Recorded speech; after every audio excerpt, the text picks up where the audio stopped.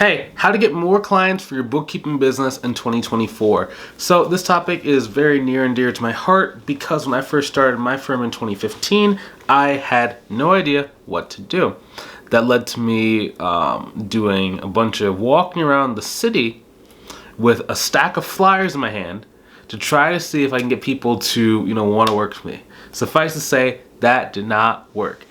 So if I had had these kind of videos when I got started, I would have made progress a lot faster. Also, if you want some help growing your business, like maybe you've been trying to grow your business and it's just not quite going the way that you want, or you have a job and you're trying to leave your job by growing your business, but it's just not quite growing at the speed you want, go ahead and click on the link inside the description, either above or below the video, to book a call with myself or a member of my team to see if we can help you inside of our paid training program. So, the first things first, when you're trying to get more clients, you need to choose 2 lead sources. Okay, so a lead source is, as the name suggests, a source of leads. Now, most people, what happens is when they're trying to do this stuff in the beginning, you just try and do a million different things. Like I tried Upwork, I tried a stack of flyers, I tried doing postcards, I did cold calling, I tried blogging.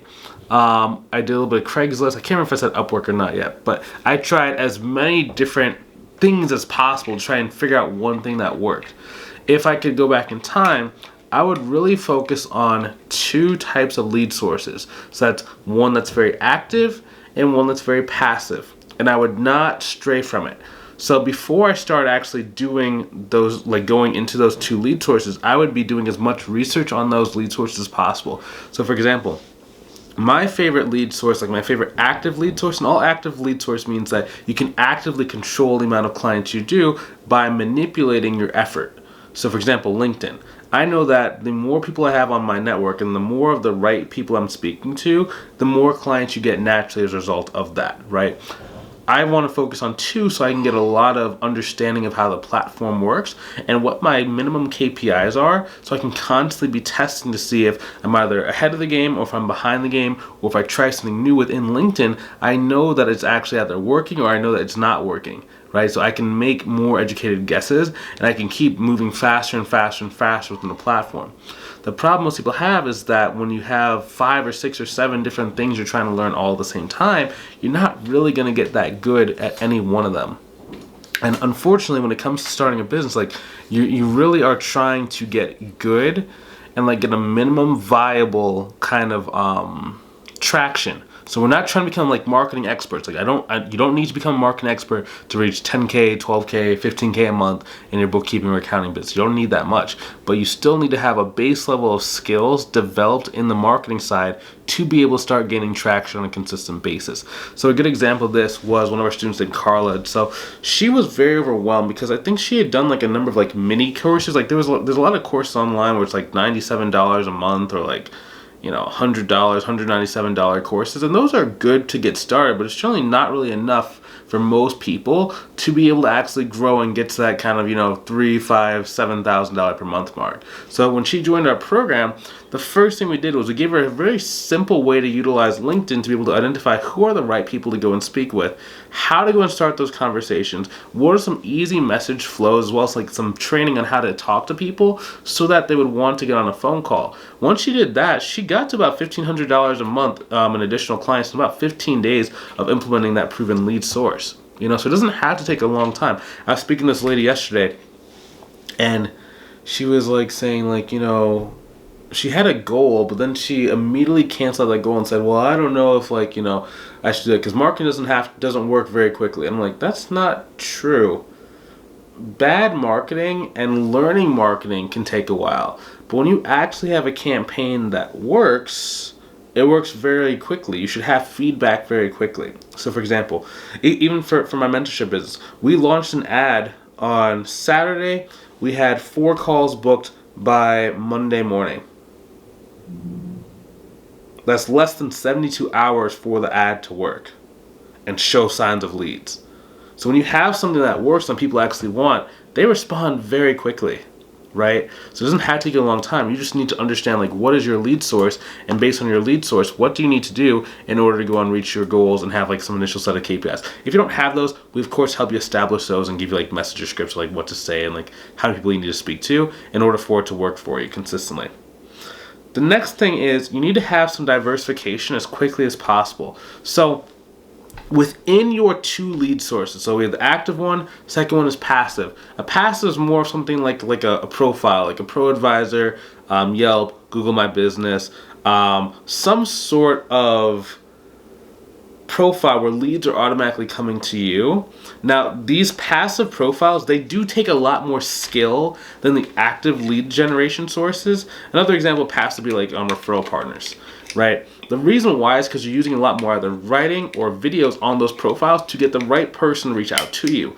The reason why most people struggle with passive types of lead generation or lead sources because you're not really writing stuff that a sophisticated business owner is going to respond to.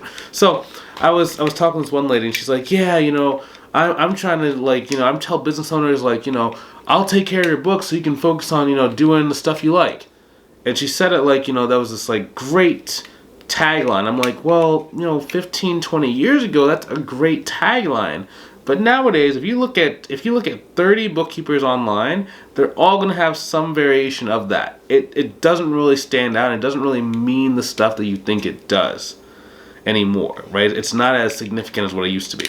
So you have to actually be better at communicating how specifically you're going to help that specific person you're speaking to. Are you going to niche down? Are you going to be agnostic? If you're niching down, it's easier to kind of speak to some of their pain points, but it can be a little bit harder to get clients in the beginning. If you're agnostic, you're going to be able to get more people to come to you, but you're not going to be able to impact them as deeply. So you will have to do a little bit more effort, like on the sales consultation call. So it just kind of depends, right? And if you don't know how to write that out, if you don't really know what to say, we of course can help you. But that's what we talk about passive. Now, when it comes to diversification within each of those lead sources, so let's say you have LinkedIn, you want to be able to get contact information from those leads in 2 to 3 different ways. So on LinkedIn, you automatically have the LinkedIn connection request, right? So they're already talking in the LinkedIn inbox. I also want to talk to them via email, so I want to have their email. I also want to have their phone number, so I'm either going to call them or I'm going to text them. I prefer to do text because I have a higher volume of leads than the average person does. So I like doing those 3. The reason why you need to do that is so you can start really diversifying in case, let's say for example, that your Pro Advisor profile gets taken down or your LinkedIn account gets banned for a month or so, right? A lot of things can happen. There's a million different things that can happen on the internet. If all of your leads are only stuck there and the only way you can communicate them is within the LinkedIn platform, you're kind of out of luck. But if instead you've been finding the leads on LinkedIn and then getting contact information from 3 places, if your LinkedIn profile goes down and you can't message people, okay, cool. I can still text them, I can call them, I can email them. I still have 3 different ways I can reach out. I can really maintain the relationship with those leads. Okay? And that just makes things very, very simple. And then, of course, how would I keep track of what the conversations are? You would just literally connect it inside a CRM. That stands for Customer Relationship Management Tool. Okay? There's a lot of different ones. I can recommend one if we ever work together. I might even make a video about those. So a good example of this is one of our students, actually, one of our newest students, he got about $16,000 when he first joined the program, strictly from us helping him set up a CRM, which basically it took all the appointments that he's ever done from his calendar, put him inside of a list of people we can go talk to. We gave him exactly what to say to get people more interested in his service the second time around. He made $16,000, and I think it was about 8 days or so. Now, I'm not promising you're gonna get 16 grand, just from talking to your old leads. There was a process in there. We teach about how to get someone to be interested in working with you. We talk about how to do your consultation call. So maybe someone that said no, they're gonna be more educated the second time around, right? But when you have that in there, you can really get a good portion of your leads to come back to you and say yes and move forward. The third thing that you need is you need to have a scheduled time each week for follow-up. So if you're working a full-time job, I understand your time is going to be tight. If you have children, your time's going to be even tighter, right? But if I'm honest with you, that's the majority of people that try and start a business. They either have children and a family, or they're working a full-time job. If that's your reality, yes, you're not going to have as much time, but how does that serve you to kind of live in that experience? You have to figure out a way to utilize the time you do have to be able to go and get the things that you want, right? So if you can't spend an entire day following up with your past leads, take 1 day per week whatever amount of time you can dedicate to doing some follow-ups with people who have been on a consultation call with you, or people that have been on your social media profiles that said they're interested but they have not worked with you, set some time aside and touch each one of those people at least once per month. Okay, at least once per month, you got to go back to those old leads because they have money. And a lot of times what happens are people that say no to you in the beginning, they generally are going to say yes to you within about 6 months to a year when you first speak to them on their consultation call, right? Now, a lot of people can't wait for 6 to 12 months. That's why, like, you know, it is important to get your marketing handled so you don't have to wait so long. But if you can compound the number of people that are waiting to say yes, and you have a lot of people on the present time who are going to start saying yes or getting on a call with you, you not only have money now, but you're also building income later, right? So not at the end of the 12 months or the end of 18 months, you're sitting at $12K per month, okay? That's kind of the strategy and the structure we kind of built. We focus on getting as many leads today as we possibly can that want our help. And then for the people that say no, we have a really structured way to follow up to be able to get them to be like excited about like working with us in the future. Okay, so hopefully a good example is actually Yulia.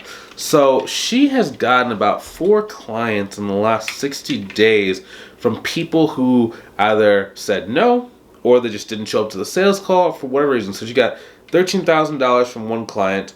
She got a $7,000 and a $4,000 cleanup. She also got another client. I think she's pricing the person out this week, who she actually got from following up with a referral partner.